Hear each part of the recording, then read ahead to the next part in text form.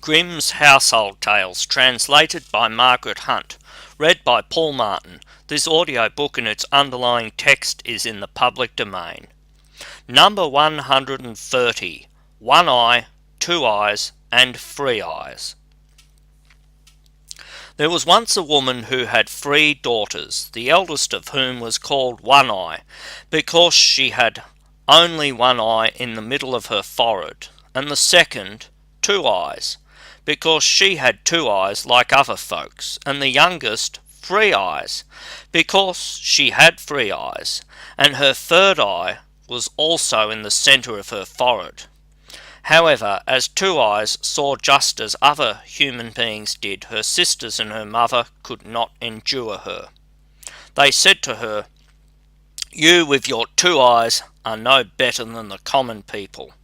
You do not belong to us." They pushed her about and threw old clothes to her and gave her nothing to eat but what they left, and they did everything that they could to make her unhappy.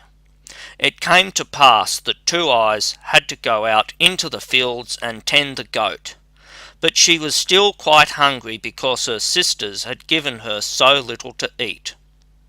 So she sat down on a ridge and began to weep, so bitterly that 2 streams ran down from her eyes. And once she was looking up in her grief, a woman was standing beside her who said, "Why are you weeping, little Two Eyes?" Two Eyes answered, "Have I not reason to weep, when I have 2 eyes like other people, and my sisters and mother hate me for it, and push me from one corner to another, throw old clothes at me, and give me nothing to eat but the scraps they leave? Today they have given me so little that I am still quite hungry." Then the wise woman said, "Wipe away your tears, Two Eyes, and I will tell you something to stop you ever suffering from hunger again. Just say to your goat, 'Bleat, my little goat, bleat. Cover the table with something to eat.' And then a clean, well-spread little table will stand before you, with the most delicious food upon it, of which you may eat as much as you like, and when you have had enough, and have no more need of the little table, just say, 'Bleat, bleat, my little goat, I pray,' and take the table quite away. And then it will vanish again from your sight." Then the wise woman departed, but Two Eyes thought, "I must instantly try and see if what she said is true, for I am far too hungry." And she said, "Bleat, my little goat, bleat. Cover the table with something to eat." And scarcely had she spoken the words than a little table covered with a white cloth was standing there, and on it was a plate with a knife and fork and a silver spoon, and the most delicious food was there also, warm and smoking as if it had just come out of the kitchen. Then Two Eyes said the shortest prayer she knew, "Lord God, be with us always. Amen," and helped herself to some food and enjoyed it. And when she was satisfied, she said, as the wise woman had taught her, "Bleat, bleat, my little goat, I pray, and take the table quite away." And immediately the little table and everything on it was gone again. That is a delightful way of keeping house, thought Two Eyes, and was quite glad and happy. In the evening, when she went home with her goat, she found a small earthenware dish with some food which her sisters had set ready for her, but she did not touch it. Next day she again went out with her goat and left the few bits of broken bread which had been handed to her lying untouched.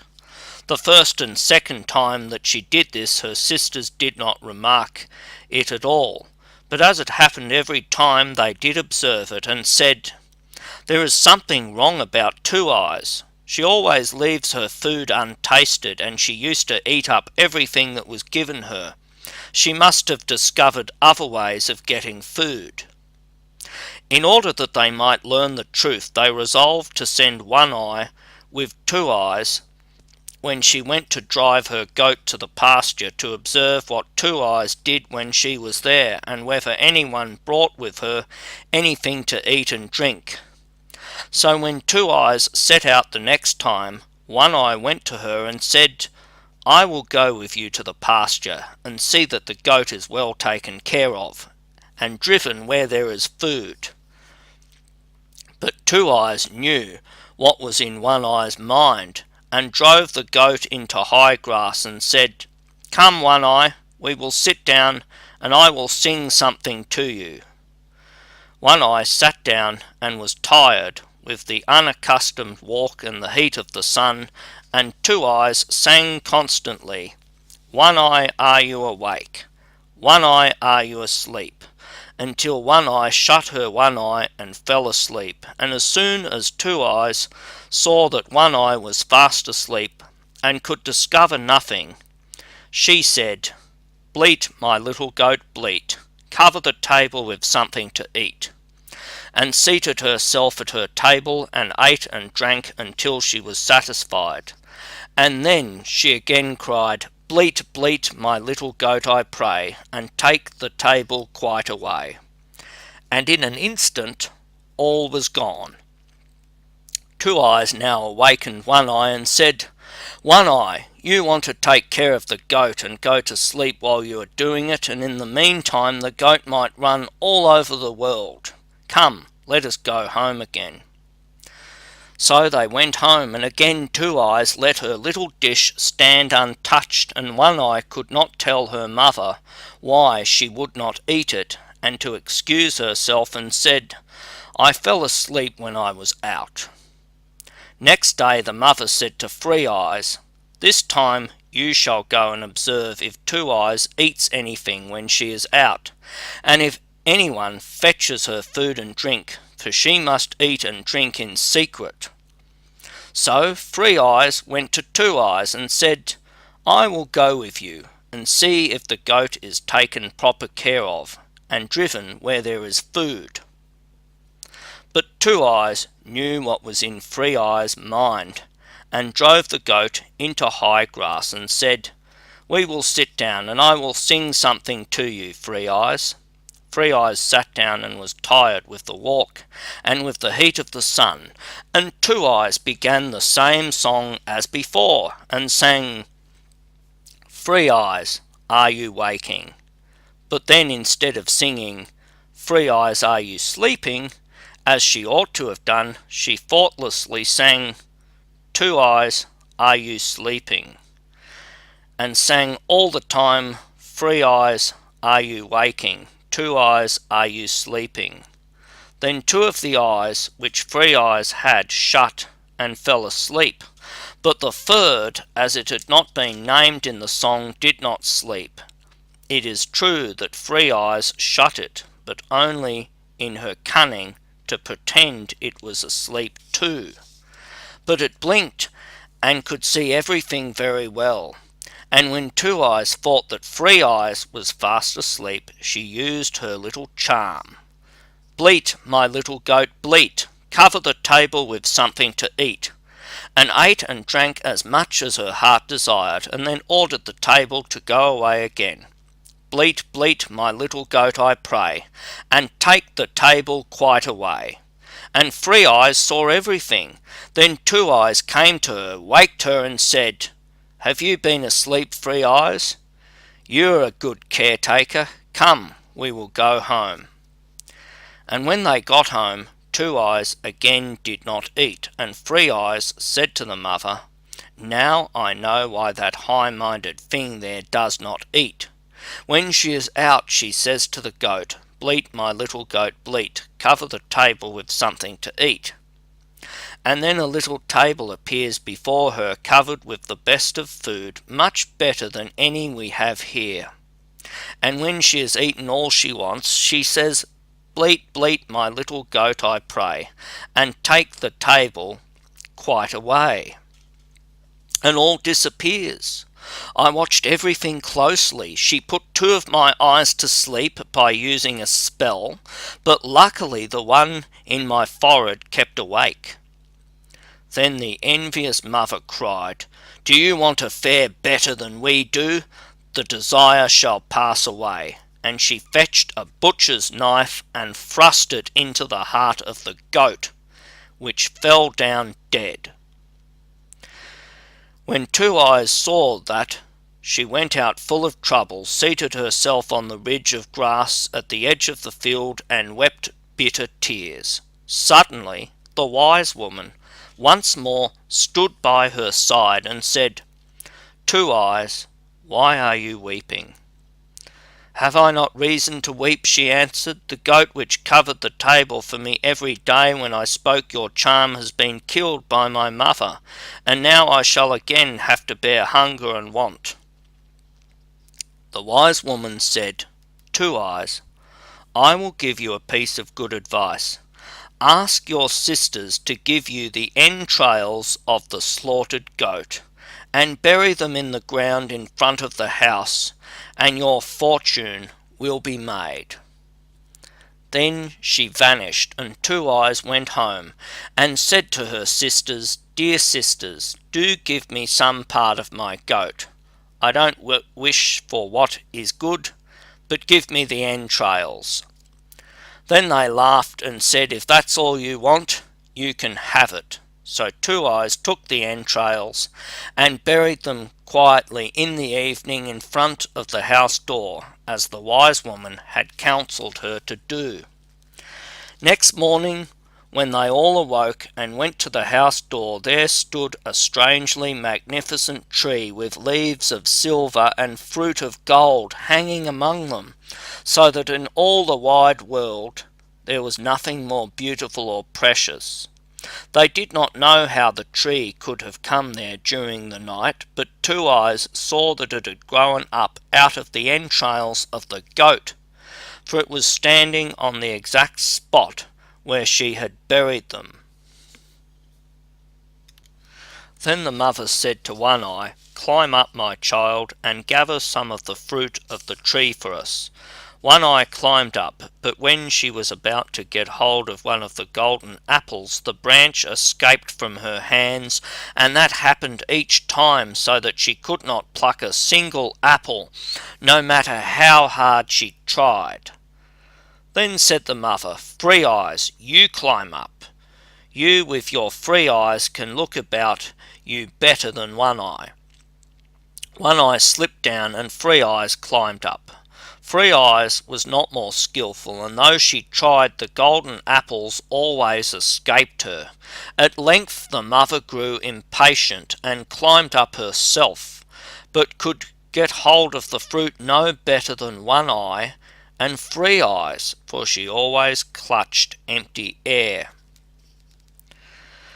Then said Two Eyes, "I will just go up. Perhaps I may succeed better." The sisters cried, "You indeed with your 2 eyes! What can you do?" But Two Eyes climbed up, and the golden apples did not get out of her way, but came into her hand of their own will, so that she could pluck them one after the other, and brought a whole apronful down with her. The mother took them away from her, and instead of treating poor Two Eyes any better for this, she and One Eye and 3 Eyes were only envious because 2 Eyes alone had been able to get the fruit, and they treated her still more cruelly. It so happened that once, when they were all standing together by the tree, a young knight came up. "Quick, 2 Eyes," cried the 2 sisters, "creep under this, and don't disgrace us." And with all speed they turned an empty barrel, which was standing close by the tree, over poor 2 Eyes, and they pushed the golden apples which she had been gathering under it too. When the knight came nearer, he was a handsome lord who stopped and admired the magnificent gold and silver tree, and said to the 2 sisters, "To whom does this fine tree belong? Anyone who would bestow one branch of it on me might in return for it ask whatsoever he desired." Then One Eye and Three Eyes replied that the tree belonged to them, and that they would give him a branch.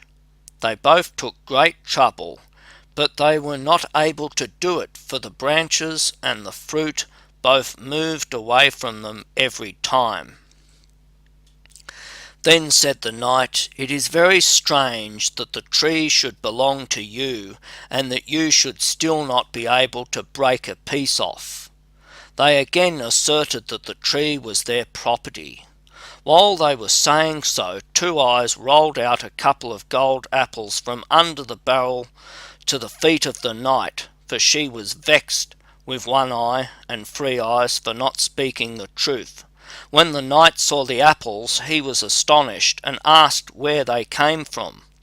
One Eye and Three Eyes answered that they had another sister who was not allowed to show herself, for she had only two eyes like any common person.